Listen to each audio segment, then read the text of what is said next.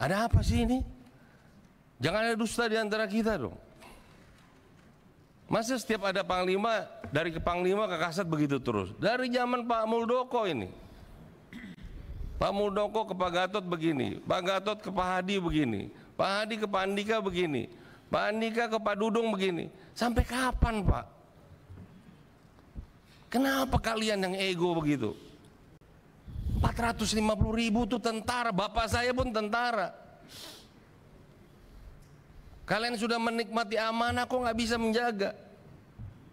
Hanya ego-ego begitu saja. Kalian mau manggung jadi capres? Semua sepakat rapat RKAKL 2023 boleh kita buka, Bapak Ibu yang terhormat.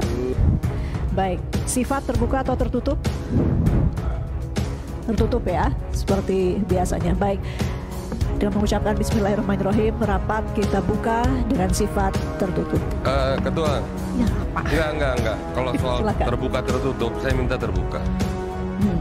Ya, karena kita justru semua ini kita hadir di sini untuk mendapatkan penjelasan dari Panglima TNI, dari Kepala Staf Angkatan Darat, bukan dari Wakasat, dan dari Menhan dalam kaitannya ada apa yang terjadi di tubuh TNI ini. Ya, kita agak kesampingkan soal pembahasan anggaran ini. Anggaran sudah hampir pastilah sama, mungkin nggak perlu lagi dibantu. Tapi ada apa di TNI ini perlu kita. Kalau perlu setelah kita pembahasan anggaran, kita jadwalkan nanti malam. Ya, kita hadirkan Kepala Staf Angkatan Darat, hadirkan Panglima TNI, Kepala Staf untuk membahas. Kami banyak sekali di temuan-temuan ini. Yang insubordinary, disharmony, ketidakpatuhan. Ini TNI kayak gerombolan ini. Lebih-lebih ormas jadinya. Tidak ada kepatuhan. Kami ingin tegas ini. Karena jangan lupa penggerak daripada kekuatan itu Presiden dan DPR, bukan hanya Presiden. Tanpa persetujuan DPR tidak bisa Presiden menggerakkan TNI. TNI hanya alat, hanya instrumen. Bapak-bapak sebagai jenderal itu hanya nahkoda sesaat. Tapi selamatkan TNI-nya. Ini semua praksi prihatin. Ada apa? Tidak patuhan si A dengan si B. Ini porak-poranda ini TNI. Saya minta pimpinan, kita jalan terus dengan urusan RKA. Kalau perlu langsung kita setujui. Tapi khusus isu-isu aktual, bukan hanya mutilasi. Adanya pembakaran daripada mayat-mayat di Papua yang menjadi tersangka Brigjen I yang sampai sekarang tidak bisa diproses hukum oleh institusi TNI sendiri. Ada apa pembangkangan ini? Kenapa terjadi pembangkangan di tubuh TNI? Saya kira saya usul malam ini juga kita rapat, ya, terbuka, jangan ada yang ditutup. Saya tidak ingin berpihak ke siapa-siapa. Ingin penjelasan dari Saudara Jenderal TNI Andika dan penjelasan dari Jenderal TNI Dudung Abdurrahman. Ada apa terjadi disharmoni begitu? Ketidakpatuhan. Sampai urusan anak kasat pun gagal masuk Akmil pun menjadi isu. Emangnya kalau anak kasat kenapa? Emang harus masuk? Emang kalau anak presiden harus masuk? Siapa bilang itu? Ketentuan apa? Ini kita harus tegas, Pak. Saya lebih tua dari bapak-bapak semua. Saya berhak bicara di sini. Jangan seperti ini. Kalau ketentuan mengatakan tidak, ya tidak. Tidak ada diskresi.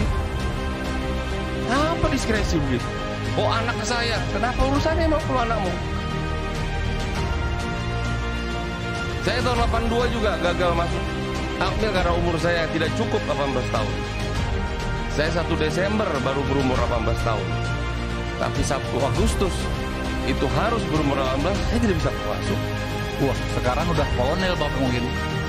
Ya ini nggak bercanda Pak TB, tenang dulu Anda. Ya ini serius. Ada apa tak menekan begini? Bagaimana pertanggungjawaban kita nanti pada anak itu? Tidak ada dasar hukumnya. Dia cacat hukum. Ini serius Pak. Makanya tadi semua ini fraksi meminta ini rapat ditunda kecuali pembahasan anggaran. Saya usul pimpinan, pembahasan anggaran kita tutup, kita bahas, kita setujui, silakan itu mau tertutup. Tapi isu aktual kita buka lagi, tapi hadirkan Asap di sini. Kita ingin clear. Kalau perlu dengan segala hormat bahwa Bapak yang di belakang nggak perlu hadir. Ada apa sih ini? Jangan ada dusta di antara kita dong. Masa setiap ada panglima, dari ke panglima ke kasat begitu terus? Dari zaman Pak Muldoko ini. Pak Muldoko ke Pak Gatot begini, Pak Gatot ke Pak Hadi begini, Pak Hadi ke Pak Andika begini, Pak Andika ke Pak Dudung begini. Sampai kapan Pak? Kenapa kalian yang ego begitu? 450.000 tuh tentara, bapak saya pun tentara. Kalian sudah menikmati amanah kok nggak bisa menjaga? Hanya ego-ego begitu saja. Kalian mau manggung jadi capres, jadi cawapres. Saya usul mendingan dihentikan semuanya. Pak Effendi. Enggak, ini serius, agar ini semua kita jangan menganggap isu ini isu sederhana. Saya mohon. Iya. Ya, nanti kita isu aktual dibahas, yang bersangkutan hadir di sini. Saya tidak permasalahkan Wamen, tapi Wamen pun, Menteri pun harus hadir sebenarnya sebagai pembina, Pak. Agar clear kita. Okay. Saya tidak ingin menyalahkan siapa-siapa. Saya ingin mendapatkan penjelasan dari bapak yang dapat amanah, dapat kepercayaan dari Presiden, dari kami. Ya, seperti apa yang terjadi di tubuh TNI. Terima kasih, Ketua. Terima kasih Pak Effendi.